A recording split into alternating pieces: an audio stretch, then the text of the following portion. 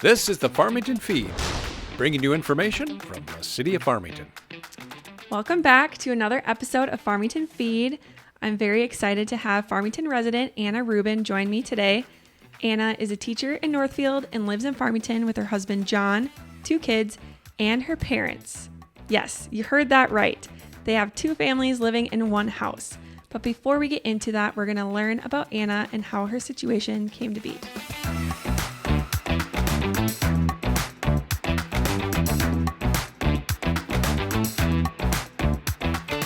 Thank you for joining me, Anna. Hi, thanks for having me. So you mentioned that you and John are from Rochester and moved to Farmington in 2016. So we originally moved to Farmington in 2016, and we had a smaller house down in South Farmington. So what made you want to move to Farmington in the first place? It just really worked with our commutes. I am a teacher down in Northfield, like you said, and he works up in Inver Grove Heights. Okay. And then when we moved here, we just really started to love living here. Mm-hmm. And we knew Farmington was a great spot for us to be and to start raising our family. Can you tell us the story of how your family decided to all live together? Yes. So I will start. My parents were living in Rochester, and we had our first child, Layla. We had her in 2018. And then my parents were both retiring. Sure. So they thought, oh, why don't we move up to Farmington? And side note, I'm an only child. So they kind of wanted to move by me and my growing family. Mm-hmm. And so they did buy a townhome in Farmington and moved up here in April of 2019. And it was great, but our house was getting pretty small. So Sure. We were looking to move. And I remember one night we were at Carboni's when the Carboni's was here in town. Mm-hmm. And my dad was kind of acting a little strange. And he's asking my mom, should I ask her? Should I ask her? And she's like, no, Joe, just no. Just leave it alone. Yeah. And I'm like, what? Ask me what? And he goes, would you ever consider communal living? Like we all buy a house together and we can live together and help each other out and all of that. And I'm just like, no way. Like, I don't think that would be a good idea. Why did you think it wouldn't be good right away?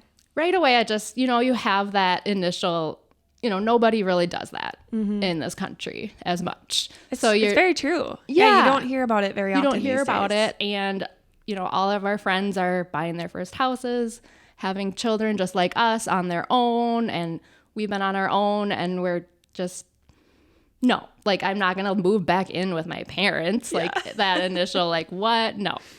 But then you kind of start thinking about it and we're thinking, okay, we might want to have another child. We can't really do that in the house we're in now. It's too small. Mm-hmm. So we were just thinking about it a little more. And what happened for us was that my husband's coworker was trying to sell his house. Okay. And he said, come look at my house. It's too big for us. Come take a look. So then we did, and it was a nice upgrade from our previous home. And we thought, wow, this is really nice. Had a nice main level, upper level with all the bedrooms we needed, and then a lower level with a nice bedroom and living area down there. So that's kind of how it fell into place. Okay. And we thought, ooh, maybe we could do this and live with my parents. Very cool. Yeah. That sounds it sounds so fun too. Yeah, to have it was them exciting so and close. fun. Yeah. And I've always got along really well with my parents, just me and them, and growing up as an only child, it just worked well for us. Yeah. And what was he thinking too at the time? He was like, oh my gosh, I don't know. We really have to think about this. But he also gets along well with my parents, and financially it worked out. So we actually ended up buying a portion of the house and they bought the other portion. We can move into a bigger house earlier than we would have been able to if we were just on our own. Yeah. And you said that you wanted more space too. So exactly. Yeah. Great. And it has a nice yard and just a really nice upgrade from our previous house. Within this house, whose space is whose? How does that work out? Yeah. So we've had to kind of navigate that. My parents have the whole lower level. It's a whole flight of stairs down. They have a coffee maker down there and a mini fridge and everything, but we do share the kitchen, which is on the main level. Okay. And that's worked out pretty well for us. My mom, she makes us breakfast sometimes, Nice. And it just works out really well. And we share the meals, and we kind of plan stuff out sometimes, oh, my mom's going to make a roast tonight, and then we'll take dinner the next night and make it for everybody. So it just really shares the responsibility that way too, which is definitely not as stressful. Right. On such helps. a young family. I mean, trying to navigate having, you said you had a 1-year-old and a 3-year-old. Yes. So we ended up having a second child. Yep. And so having a baby with extra support, extra help is huge. Yeah, that's amazing. It's great. So you said that your parents retired and they don't work at all these days? Correct. Yes, they're both retired. Okay. So one of my biggest questions that I want to ask you is, how do you have that much garage space?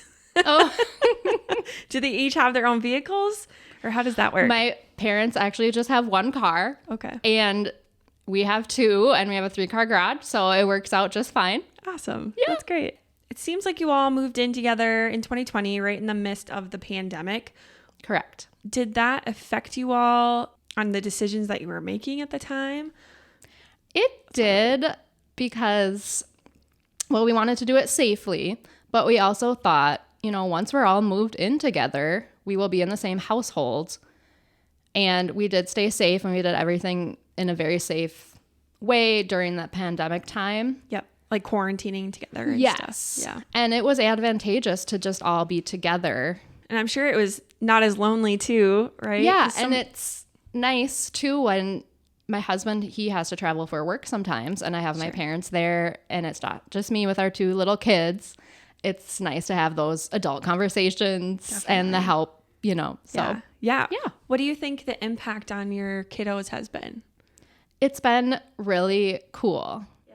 It's been awesome to see them interacting, and my parents get to see them essentially grow up and see them every day. And my daughter Layla calls my dad Bumpa, and my mom Ema for grandma. I don't know. Cute. And it's just, it's awesome. And then my dad also will hold the baby, Alec, my son, a lot and get him to sleep. And he's like the baby whisperer of the house for his naps. And it's awesome. That's amazing. According to information from the Met Council and Census Bureau, there are nearly 24,000 people who live in Farmington. 33% are households in Farmington with married families with children. Farmington has been known as one of the youngest cities in Dakota County demographically. So what advice do you have for families who might want to take the leap into intergenerational living, or maybe those who don't have a choice someday? Yes, I would say you need to make sure that it's going to work and that your spouse is on board with that move. Just do what's best for your family. I also think, there's kind of a stigma with it. And at first I did feel a little embarrassed, but my advice is to not feel embarrassed. There's a lot of great benefits of our living situation, and I really love it. It seems like it. Yeah. That's great. Well, I'm really happy for you guys. Thanks. And thank you so much for coming in and talking about your story and how you got to Farmington. Yes, thank you so much for having me.